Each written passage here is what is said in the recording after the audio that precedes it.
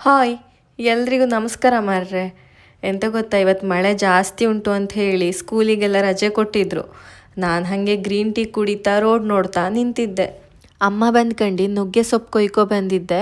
ಹಾಗೆ ಹೀರೆಕಾಯಿ ಹಾಕ್ಬಿಟ್ಟು ಸಾಂಬಾರು ಮಾಡುವ ಹೇಳಿದ್ರು. ಕತ್ತಿ ತಗೊಂಡು ಹೊರಟೇ ಬಿಟ್ಟೆ ಹೀರೆಕಾಯಿ ಕೊಯ್ಯೋಕ್ಕೆ ಮಾರ್ರೆ. ಈ ಹೀರೆಕಾಯಿ ಏನು ಸಾಮಾನ್ಯವಾದದಲ್ಲ ಕಾಣಿ. ಇದರಿಂದ ತೂಕ ಕಡಿಮೆ ಮಾಡ್ಲಿಕ್ಕೆ ಹೆಲ್ಪ್ ಆಗ್ತದೆ ಹೇಳಿದ್ರು. ಮಧುಮೇಹ ಸಮಸ್ಯೆ ಇದ್ದವರಿಗೂ ಒಳ್ಳೇದಂತೆ. ಹಾಗೆ ದೇಹದಲ್ಲಿ ಇನ್ಸುಲಿನ್ ಪ್ರಮಾಣನೂ ಜಾಸ್ತಿ ಆಗ್ತದೆ ಇದನ್ನು ತಿಂದರೆ ಅಂತ ಹೇಳ್ತಾರೆ. ಈ ಡಯಾಬಿಟಿಸ್ ಇದ್ದವ್ರಿಗೆ ಇದು ಮತ್ತು ನುಗ್ಗೆ ಸೊಪ್ಪೆಲ್ಲ ರಾಶಿ ಒಳ್ಳೆಯದು. ಮಲಬದ್ಧತೆ ಸಮಸ್ಯೆನೂ ಕಡಿಮೆ ಮಾಡ್ತದೆ. ಹಾಗೆ ನುಗ್ಗೆ ಸೊಪ್ಪೇನು ಕಮ್ಮಿ ಇಲ್ಲ ಕಾಣಿ, ಅದು ವೆಯ್ಟ್ ಲಾಸ್ಗೆ ಒಳ್ಳೆಯದು.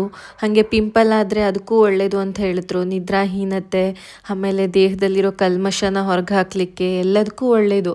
ನಾವೆಷ್ಟು ಫ್ರೆಶ್ ತರಕಾರಿ ತಿಂತೀವೋ ಅಷ್ಟು ಆರೋಗ್ಯಕ್ಕೂ ಒಳ್ಳೆಯದು ಕಾಣಿ. ಹಾಗಾಗಿ ಅಮ್ಮ ಹಿತ್ತಲಲ್ಲೇ ಇಂಥದ್ದೆಲ್ಲ ಬೆಳೆಸ್ತದೆ. ಕೊಟ್ಟದ್ದಲ್ಲದೆ ಅಮ್ಮ ನನಗೆ ಕೆಲಸ ಹೇಳಿಬಿಡ್ತು, ಒಂದೊಳ್ಳೆ ಸಾಂಬಾರು ಮಾಡಿಬಿಡು ಅಂತಿ. ನಾನು ಕಡೆಗೆ ಮಾಡಿದೆ, ತುಂಬ ದಿನ ಆಗಿತ್ತು ಅಂತ ಹೇಳ್ಕೊಂಡು ಸರಿ ಮಾಡ್ತೆ ಅಂತ ಅಂದ್ಕೊಂಡು ಅಡುಗೆ ರೂಮಿಗೆ ಬಂದೆ. ನುಗ್ಗೆ ಸೊಪ್ಪು ಮತ್ತು ಹೀರೆಕಾಯ್ದು ಬೆನಿಫಿಟ್ಸ್ ಎಂತೆಂಥ ಉಂಟು ಅಂತ ಹೇಳಿ ನಾನು ಹೇಳಿದೆ. ಆದಷ್ಟು ನೀವೆಲ್ಲರೂ ಫ್ರೆಶ್ ತರಕಾರಿನೇ ತಿನ್ನೋಕ್ಕೆ ಟ್ರೈ ಮಾಡಿ. ಎಂತಕ್ಕೆ ಅಂದರೆ ಇವಾಗಿನ ಜನ್ರೇಷನ್ನಲ್ಲಿ ಆರೋಗ್ಯ ಸಮಸ್ಯೆನೇ ಜಾಸ್ತಿ ಕಾಣಿಸೋದು. ಹಾಗಾಗಿ ಎಲ್ಲರೂ ಫ್ರೆಶ್ ತರಕಾರಿನೇ ತಿನ್ನುವ.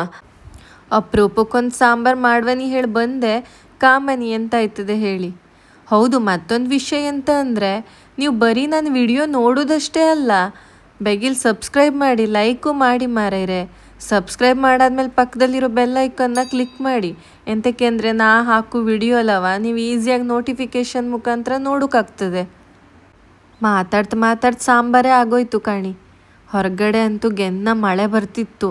ನಾನಂತೂ ಮಳೆಗೆ ಬಿಸಿ ಬಿಸಿ ಸಾಂಬಾರು ಹಾಕ್ಕೊಂಡು ಸರಿಯಾಗಿ ಬ್ಯಾಟಿಂಗ್ ಮಾಡಿದೆ. ಸಾಂಬಾರಂತೂ ಚಲೋ ಆಗಿತ್ತು ಕಾಣಿ. ನೀವು ಒಂದ್ಸಲ ಮಾಡಿ ಹಿಂಗೆಯ.